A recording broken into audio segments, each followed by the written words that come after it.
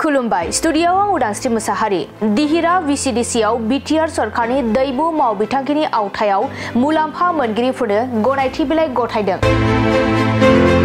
बाक्सा जिल्लानि सिङाव थानाय 23 नं दिहिरा BTC बियाव दिहिरा VCDCनि सिङाव थानाय सिब्रुबारि ओनसोलनि सा 150 मुलाम्फा मोनगिरिफोरनो बिटिआर सरकारनि दैमु माव बिथांखि MGN रेगा 2024-25 इं मायथाइ रांखान्थि बोसोरनि आवथायाव गनायथि बिलाइफोर राननानै होदों। बे माव बिथांखिनि जोहै मुलाम्फागिरिफोरा 1,80,000 राङै मोननो हागोन। दिहिरा VCDCनि मासिगिरि अबिनाश बसुमतारीनि मेल सामलायनाय बे हाबाफारियाव बेखेवगिरि आलासि महरै बाहागो लायो 23 नं दिहिरा बियाबनि TCLCCनि मासिगिरि उदय शंकर दैमारिया। बे हाबाफारियावनो बाहागो लानानै बिथाङा बिटिआर सरकारा रायजो राजाफोरनो मावनो लानाय माव बिथांखिनि सोमोन्दै गुवारै बिबुंथि लाखियो। बे हाबाफारियाव दिहिरा मधुपुर VCDCनि इन्जिनियार अनंत कुमार सेस्ता, NGOनि मावफारिया मानस प्रतिम कलिता, फ्रानजित बरा लोगोसे UPPL दोलोनि गोबां दैदेनगिरिफोरा बाहागो लानायखौ नुनो मोनो। BTC गभर्नमेन्टआ दैमु प्रोजेक्ट लानाय IBS स्किम बे IBS स्किमनि सेंक्सन लेटारखौ राननायनि हाबाफारि दंमोन। बियो 23 दिहिरा समस्तिनि सिङाव थानाय दिहिरा VCDCनि रायजोफोरनि सिब्रुबारि ओनसोलनि रायजोफोरनो दिनै IBSनि सेंक्सन लेटारफोरखौ राननानै होनाय जादों। रायजो राजाफ्रा गासैबो नुजाफैदों आरो जोबोद जों गोजोननाय मोनदों। बेनि आवथाय होनाय लोगो लोगोनो IBS होनाय लोगो लोगो मोनथाम मोनब्रै बेयाव ब्रान्स बा माबा थानो हागौ, डिपार्टमेन्ट थानो हागौ, जेरै बेटेलनाट, ओरै काउसेट, बेनिफ्राय गटारि, बेनिफ्राय फिसारि, बेफोरबायदि माखासे IBS स्किमफोरखौ बे सिब्रुबारि ओनसोलनि रायजो राजाफोरनो सेंक्सन लेटारखौ राननानै होनाय जागोन बा जादों।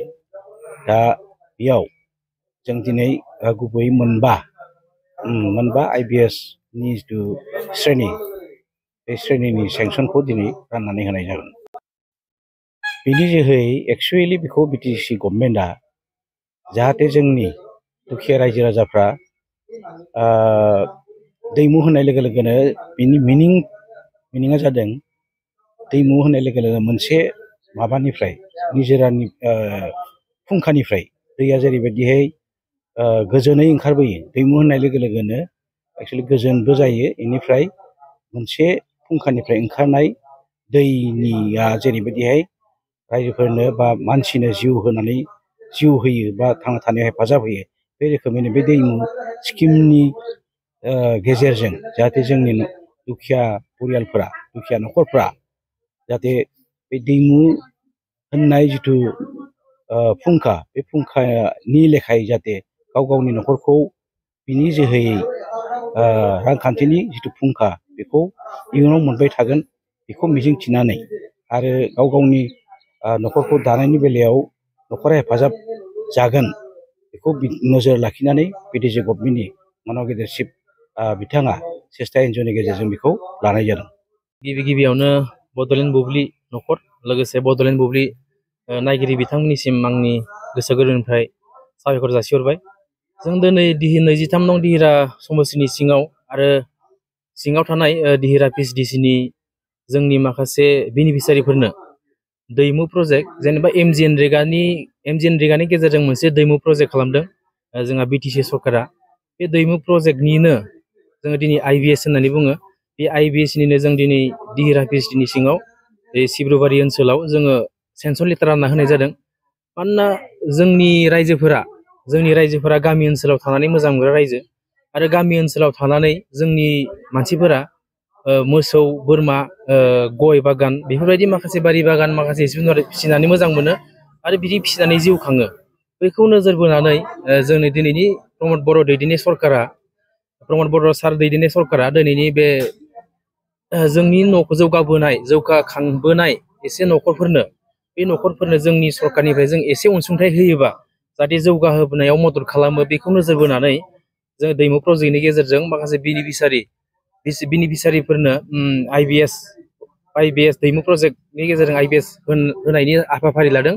दा बेनि गेजेरजों जोङो दिनैहाय जायफोरा माने मोसौ फिसिनानै जिउ खाङो बिथांमोननो मोसौ गलि लुनानै होनायनि जों आखायाव लादों आरो जायफोरा बोरमा फिसिनानै जिउ खाङो बिथांमोननोबो बोरमा फिसिनाय जों गलि लुना होनायनि आखायाव लादों आरो जायफोरा माने बारि बागान खालामनानै जायो जिउ खुङो जेरै माने गय बागान खालामनानै जायो गय बागान खालामनानै न'खर सलायो न'खर सलायनायाव हेफाजाब होयो दा बिथांमोन बायदिनो जेनेबा जों गय बागान खालामनायनिबो बेलटेन लाभ पेन्सननि माखासे स्किम बा अनसुंथाइ होनाय जादों आरो दिनैनि बे हाबाफारिनि गेजेरजों जों दिहिरा PHDC आव एबार माने 23 आरो 25 फाइनान्सियेलनि थाखाय गासै 150 जोननो जोङो रानना होनाय जादों आरो जोंहा फैबाय थानाय 2025 आरो 26 बे फाइनान्सियेलनि थाखाय जों माखासे एक्सन प्लेन रेडि खालामना होनाय जाबाय।